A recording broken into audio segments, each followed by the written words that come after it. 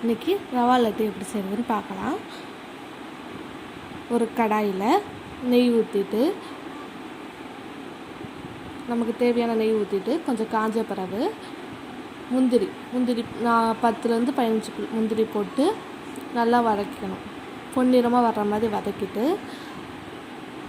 அதுக்கப்புறம் திராட்சை அதையும் சேர்த்து வதக்கிட்டு இது பால்ஸ் மாதிரி வந்த பிறகு அதே இதில் ரவை போட்டு பொன்னிறமாக வதக்கிக்கணும்.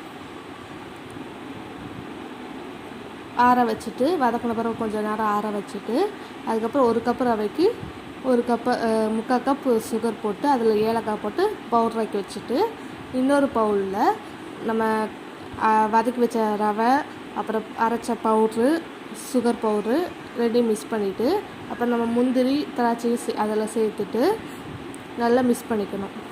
அப்புறம் கொஞ்சம் பால் ஊற்றிக்கலாம். ஊற்றி லட்டு மாதிரி உருட்டி வச்சா ரவா லட்டு ரெடி.